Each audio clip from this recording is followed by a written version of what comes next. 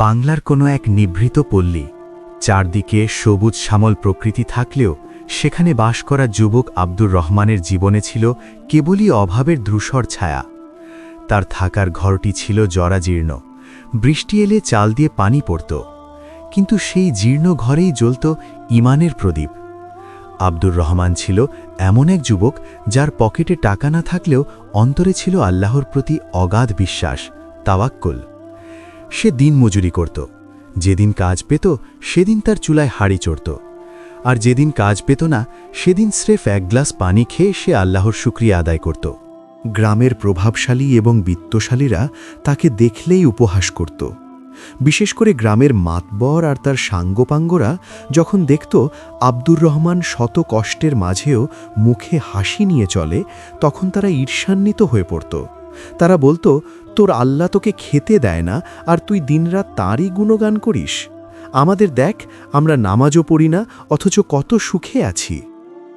মাঝে মাঝে তুচ্ছ কারণে তাকে মারধর করা হতো। একদিন তো মাতবরের ছেলে তার গায়ের ওপর কাদা ছিটিয়ে দিয়ে অট্টহাসি হেসে বলল, তোর কপালই তো কাদা মাখা, পরিষ্কার হয়ে কি করবি? আব্দুর রহমান একটিও কথা বলতো না। সে শুধু মনে মনে বলতো, হে আল্লাহ, তুমি তাদের হিদায়ত দাও, তারা তো বোঝে না। রাসূলুল্লাহ সাল্লাল্লাহু আলাইহি ওয়াসাল্লামের তায়েফের ময়দানের ধৈর্যের কথা স্মরণ করে সে চোখের পানি মুছত। দিনের বেলা মানুষের লাঞ্ছনা সইলেও রাতটা ছিল তার একান্ত নিজের।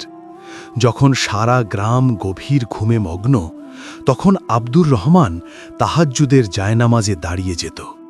তার দুশ্চিন্তা নিজের অভাব নিয়ে ছিল না, তার কান্না ছিল এই ভেবে, হে মালিক, আমার পাশে এই যে এতিম শিশুগুলো না খেয়ে আছে, আমি সামর্থ্যহীন বলে তাদের মুখে খাবার তুলে দিতে পারছি না। আমাকে এমন সামর্থ্য দাও যেন আমি তোমার সৃষ্টির সেবা করতে পারি। সে শুধু নিজের জন্য নয়, বরং উম্মাহর জন্য কাঁদত। এক জুমার রাত, সারাদিন হাড় ভাঙা খাটুনি আর মানুষের কটু কথা শুনে আব্দুর রহমান খুব ক্লান্ত ছিল। এশার নামাজের পর তসবি পড়তে পড়তে জায়নামাজেই তার তন্দ্রা চলে আসে।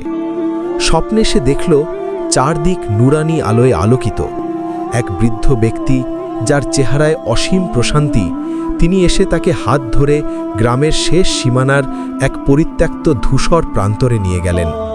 একটি নির্দিষ্ট স্থানে ইশারা করে বললেন, হে আল্লাহর বান্দা, তোমার সবর বা ধৈর্যের পরীক্ষা শেষ হয়েছে। আল্লাহ তোমার চোখের পানির মর্যাদা দিয়েছেন। এই মাটির নিচেই রাখা আছে উম্মার আমানত। যাও, এটি গ্রহণ করো এবং আল্লাহর সন্তুষ্টির পথে ব্যয় করো। সকালে ঘুম থেকে উঠে আব্দুর রহমানের শরীর ছিল হালকা। সে কোনো সন্দেহ না করে একটি কোদাল নিয়ে সেই নির্জন প্রান্তরে চলে গেল। ভর দুপুর পর্যন্ত হাড় ভাঙা পরিশ্রম করে মাটি খুঁড়তে খুঁড়তে সে প্রায় হতাশ হয়ে পড়ছিল। হঠাৎ কোদালটি শক্ত কিছুর সঙ্গে ধাক্কা খেল। মাটি সরিয়ে সে দেখল একটি প্রাচীন সিন্দুক, যা স্বর্ণমুদ্রায় পরিপূর্ণ। সাধারণ মানুষ হলে হয়তো খুশিতে আত্মহারা হয়ে নিজের জন্য অট্টালিকা বানাত, কিন্তু আব্দুর রহমান সিজদায় লুটিয়ে পড়ল। সে বিড়বিড় করে বলছিল, আল্লাহ, এ তো আমার নয়, এ তো তোমার এতিম আর মিসকিনদের হক। সকালে ঘুম থেকে উঠে আব্দুর রহমানের শরীর ছিল হালকা। সে কোনো সন্দেহ না করে একটি কোদাল নিয়ে সেই নির্জন প্রান্তরে চলে গেল। ভর দুপুর পর্যন্ত হাড় ভাঙা পরিশ্রম করে মাটি খুঁড়তে খুঁড়তে সে প্রায় হতাশ হয়ে পড়ছিল। হঠাৎ কোদালটি শক্ত কিছুর সঙ্গে ধাক্কা খেল।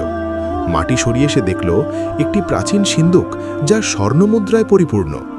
সাধারণ মানুষ হলে হয়তো খুশিতে আত্মহারা হয়ে নিজের জন্য অট্টালিকা বানাত, কিন্তু আব্দুর রহমান সিজদায় লুটিয়ে পড়ল। সে বিড়বিড় করে বলছিল, আল্লাহ, এ তো আমার নয়, এ তো তোমার এতিম আর মিসকিনদের হক। আব্দুর রহমানের জীবন থেকে আমরা শিখি যে ধৈর্য এবং আল্লাহর উপর অবিচল আস্থা থাকলে আল্লাহ তাআলা অভাবনীয় উৎস থেকে সাহায্য করেন। সম্পদ কেবল ভোগের বস্তু নয়, এটি একটি আমানত। যারা এই আমানত আল্লাহর পথে ব্যয় করে, দুনিয়া এবং আখেরাত উভয় জায়গাতেই তারা সফল।